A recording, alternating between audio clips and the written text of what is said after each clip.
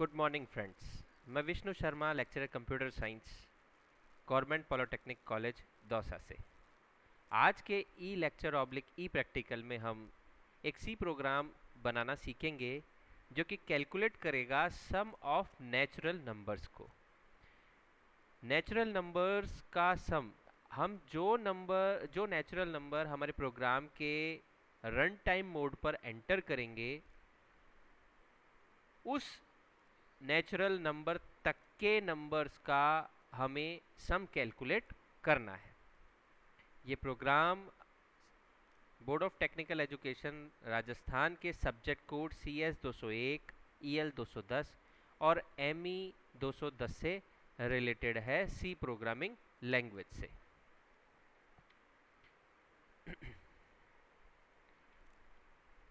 The positive numbers 1, 2, 3 and so on up to n are known as natural numbers। तो natural numbers तो हमें पता लग गए कि 1, 2, 3, 4 अप टू n नंबर्स तक पॉजिटिव नंबर जो होते हैं वो क्या होते हैं, नेचुरल नंबर्स। अब बात कर रहे हैं हम यहाँ पे सम ऑफ नेचुरल नंबर्स।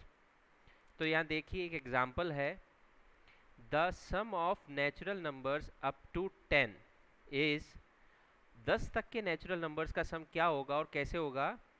देखिए, sum equals to 1 plus 2 plus 3 plus 4 up to plus 10 तक। यानी 10 तक के नेचुरल नंबर्स का सम निकालने के लिए हमें इस प्रोसेस को फॉलो करना होगा और हमारा ये प्रोग्राम नेचुरल नंबर्स के सम पर ही बेस्ड है। अब आप अपनी स्क्रीन पर देख पा रहे होंगे sum of natural numbers using for loop. हम एक प्रोग्राम बना रहे हैं, बनाया है हमने। तो इसमें क्या हुआ, हमने जो नेचुरल नंबर्स का सम निकाला है वो किसकी हेल्प से निकाला है, फॉर लूप की हेल्प से। तो हमने नेचुरल नंबर्स के सम का लॉजिक तो पीछे देख लिया। अब उस लॉजिक को प्रोग्राम में कैसे इम्प्लीमेंट करना है, उसे हमें इम्प्लीमेंट करना है फॉर लूप की हेल्प से। तो सबसे पहले हम क्या करेंगे, सबसे पहले हम हेडर फाइल हमारे प्रोग्राम में इंपोर्ट करेंगे। कौन सी हेडर फाइल इंपोर्ट की है हमने इस प्रोग्राम के अंदर, आप देख पा रहे होंगे hash include stdio.h header file को हमने हमारे प्रोग्राम में इंपोर्ट किया है। Standard input output header file क्यों किया है, ताकि हम हमारे इस standard input output header file में जितनी प्री डिफाइंड फंक्शंस हैं उन सारे प्री डिफाइंड फंक्शंस को हमारे प्रोग्राम में हम डायरेक्ट यूज़ में ले सके। For example, standard input output header file के अंदर scanf एंड printf फंक्शंस की पहले से ही डेफिनेशन दी हुई है। तो हमें scanf और printf फंक्शंस को डायरेक्टली यूज़ में हम अब अपने प्रोग्राम में ले सकते हैं, जब हमने standard input output header file को हमारे प्रोग्राम में इंपोर्ट कर लिया। तो आप देखेंगे इसके बाद हमने मेन फंक्शन स्टार्ट किया। मेन फंक्शन वो फंक्शन होता है जिसमें हमारा सारा प्रोग्राम का लॉजिक है लिखा जाता है, और इस मेन फंक्शन के बिना हम हमारे प्रोग्राम को के पर्पस को सॉल्व नहीं कर सकते। ठीक है, हमने मेन फंक्शन को करली ब्रेसेस से ओपन किया। ओपन करने के बाद हमने इंटीजर टाइप का n i नाम का वेरिएबल जो कि इंटीजर टाइप का है वो डिक्लेयर किया, और एक सम नाम का वेरिएबल भी डिक्लेयर किया जिसकी इनिशियल वैल्यू क्या है, 0 है। ठीक है, अब हमने क्या किया, printf enter the positive integer. हमने printf फंक्शन को काम में लिया और हमारे कंसोल पे शुरुआत में हमने डिस्प्ले कराया enter a positive integer number, क्योंकि हमें नेचुरल नंबर का सम चाहिए। तो उसके लिए वो नेचुरल नंबर हमें पहले हमारे प्रोग्राम में रन टाइम पर देना पड़ेगा, इसलिए हमने जो प्रोग्रामर है या जो यूज़र है उसके हेल्प के लिए हमने हमारे स्क्रीन के ऊपर डिस्प्ले करा दिया कि एंटर ए पॉजिटिव इंटीजर, ताकि कोई भी अगर प्रोग्रामर के अलावा कोई यूज़र भी इस प्रोग्राम को रन कराए तो उसे पता लग जाए कि हमें क्या करना है, एक पॉजिटिव इंटीजर यानी एक नेचुरल नंबर हमें एंटर करना है, ताकि उस नंबर तक का हमें नंबर्स का सम निकाल सके हम। इसके बाद हमने क्या किया, हमने स्कैनएफ फंक्शन काम में लिया ताकि हम उस प्रोग्राम वो जो नंबर हम रीड करा रहे हैं उसकी वैल्यू को किसी वेरिएबल में स्कैन कर सके। फॉर एग्जांपल आप यहाँ देखिए, हमने इंटीजर टाइप का n नाम का वेरिएबल लिया था, तो वो n नाम के वेरिएबल में हम वो वैल्यू स्कैन कराएंगे। ठीक है, तो यहाँ देखिए डबल कोट्स के अंदर मॉड्यूलस d हमने काम में ले रखा है। क्यों काम में ले रखा है? क्योंकि हमें इंटीजर टाइप की वैल्यू को रीड करा रहे हैं हम। ठीक है, तो वो इंटीजर टाइप वैल्यू किस में जा रही है?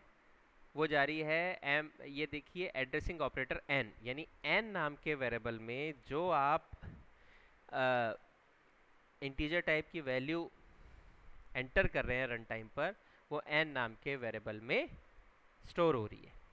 ठीक है, इसके बाद क्या हुआ, इसके बाद हमने फॉर लूप चालू किया, फॉर लूप लगाया एक। फॉर लूप के अंदर हमने क्या किया, देखिए फॉर लूप 3 पार्ट में होता है, इनिशियलाइजेशन, कंडीशन और increment decrement part. Initialization part में हमने देखिए ऊपर हमने एक i नाम का वेरिएबल लिया था, उसे इनिशियलाइज करा i को i इक्वल टू 1 से, देन सेमी कॉलन से इनिशियलाइजेशन पार्ट को सेपरेट किया। अब हमने कंडीशन लगाई i less than and equal to n। Suppose कीजिए हमने 5 n में अगर हमने 5 वैल्यू एंटर कराई थी और i को इनिशियलाइज करा दिया हमने 1 से, तो यहाँ कंडीशन क्या चेक कर रही है, i less than and equal to n, यानी 1 less than and equal to 5।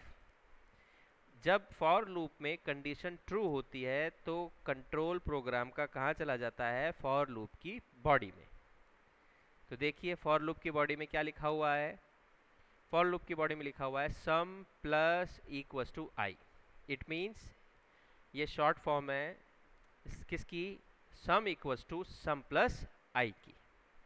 अब आप देखेंगे जब हमने सम इनिशियलाइज किया था तो सम की वैल्यू कितनी दी थी, 0। तो अब सम की वैल्यू कितनी हो जाएगी, sum equals to sum plus i से i की वैल्यू इस टाइम इस राउंड में कितनी है, 1 है। तो सम की वैल्यू शुरुआत में 0, तो 0 प्लस 1 इक्वल टू 1। अब वो सम इनिशियलाइज किससे हो गया, 1 से।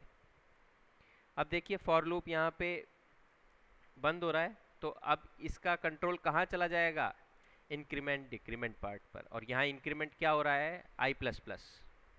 तो अब यहाँ पर आपके i की वैल्यू 1 से बढ़ जाएगी, जो पहले 1 थी अब वो कितनी हो जाएगी, 2। और अब प्रोग्राम का कंट्रोल कहाँ चला जाएगा, इन ये कंडीशन पर।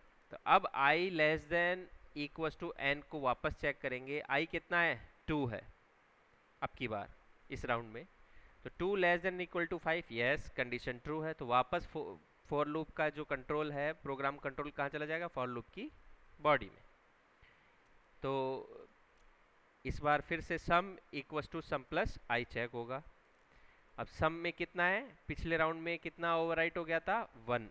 तो इस बार क्या होगा, 1 प्लस i 2 है, तो 1 प्लस 2 यानी 3। अब वो किस में चला गया, सम में। तो इस तरीके से ये राउंड चलते रहेंगे और सम के अंदर वैल्यूज स्टोर होती रहेगी। ठीक है, ये कब तक होगा, ये प्रोसेस तब तक चलेगा जब तक i 5 नहीं हो जाता। जैसे ही i 5 हो जाएगा कंडीशन आएगी 5 less than and equals to 5, condition true होगी, इस बार भी चला जाएगा। और जैसे ही i 6 होगा, 6 होते ही कंडीशन फॉल्स हो जाएगी, 6 less than and equal to 5। ठीक है, तो ये कंडीशन फॉल्स होते हम किससे आ जाएंगे, फॉर लूप से बाहर आ जाएंगे। तो हमने यहाँ पर वर्चुअली n की वैल्यू कितनी ली थी, 5। n की वैल्यू 5 लेने पर हमारा सम के अंदर उन नेचुरल नंबर्स का सम कैलकुलेट हो रहा था। कैसे, sum equals to sum plus i के लॉजिक से। ठीक है, तो हमारा फाइनली जो नेचुरल नंबर्स का सम है वो किस में स्टोर हुआ, सम नाम के वेरिएबल। तो अब इसे हम प्रिंट करा देंगे। तो नीचे आप देखिए जैसे फॉर लूप खत्म हो रहा है, जब हम फॉर लूप से बाहर आ जाएंगे तो अब आप देखेंगे कि प्रिंट एफ फंक्शन काम में आ रहा है, वहाँ लिखा हुआ है sum equals to modulus d. Modulus d मतलब आपको वो वेरिएबल प्रिंट कराना है जिसके अंदर सम ऑफ नेचुरल नंबर्स आ गया है, और वो किसके अंदर आया, किस वेरिएबल में, सम में। तो इस तरीके से सम हमने प्रिंट करा दिया और हमने रिटर्न 0 करके और प्रोग्राम को बंद कर दिया।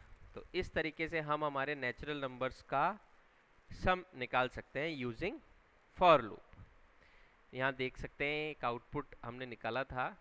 तो एंटर ए पॉजिटिव इंटीजर में हमने 100 वैल्यू दी और 100 तक के नेचुरल नंबर्स का हमने सम कराया, तो इसका सम आया 5050। और किस तरीके से आया 100 तक के नेचुरल नंबर्स का सम, यानी 1 + 2 + 3 + 4 + अप टू 99 प्लस और 100 प्लस, इस तरीके से नेचुरल नंबर्स का सम हमने कैलकुलेट किया। तो इस तरीके से आप फॉर लूप की हेल्प से इस तरीके का लॉजिक लगाकर आप नेचुरल नंबर्स का सम कैलकुलेट कर सकते हैं। Thank you so much.